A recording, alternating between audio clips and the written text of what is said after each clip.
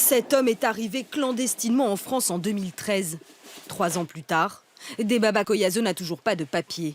Aujourd'hui, il a décidé de faire ses valises pour retourner au Congo. J'ai décidé par rapport à... Parce que je n'ai pas de papier. Je suis sans papier et puis je vais traîner en France pour faire quoi?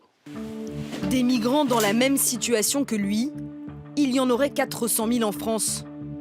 L'une des missions de l'OFII, l'Office français de l'immigration et de l'intégration, c'est de les convaincre de repartir.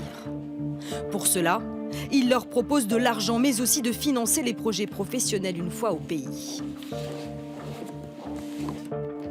Debaba Koyazo a décidé d'en profiter. À l'aéroport de Lyon, il a rendez-vous avec ce représentant de l'OFII. Bonjour Monsieur Koyazo. Bienvenue à l'aéroport de Lyon. Ouais.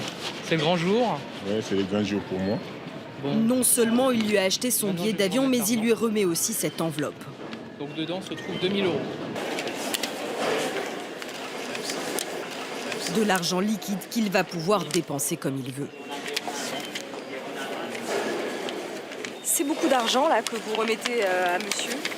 Oui, c'est beaucoup d'argent puisque là on est sur un dispositif majoré.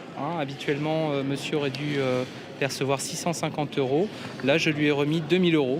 Un encouragement supplémentaire décidé après le démantèlement des camps de migrants de Calais à la fin 2016. Ça a été très incitatif puisqu'on a connu une forte recrudescence du nombre de retours volontaires depuis le mois de novembre, décembre. Là, rien que pour le mois de janvier, on a une centaine de personnes sur Lyon qui sont en attente, en instance de départ. Oui, ça m'a motivé aussi parce que c'est de l'argent. Et je pense que dès mon arrivée, ça peut m'aider à débloquer un peu des situations qui peuvent me bloquer. Donc, ça va m'aider. Donc là, je suis content. En 2016, 4 774 départs volontaires ont été enregistrés. Montant total, 6 millions €. Une somme que le directeur de l'OFII assume parfaitement. L'aide au retour volontaire est un coût pour l'État 10 fois inférieur à la reconduite forcée. Puisqu'une reconduite forcée, c'est des passages devant le juge, ce sont des fonctionnaires de police qui accompagnent les personnes jusqu'à leur pays d'origine, des billets d'avion. Un constat confirmé par un rapport sénatorial.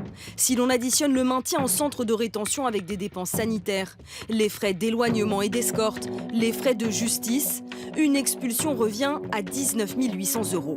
Dans le cas d'un départ volontaire, les frais d'éloignement, l'aide au retour et l'aide à la réinsertion professionnelle coûteraient entre 2 000 et 5 000 € par migrant.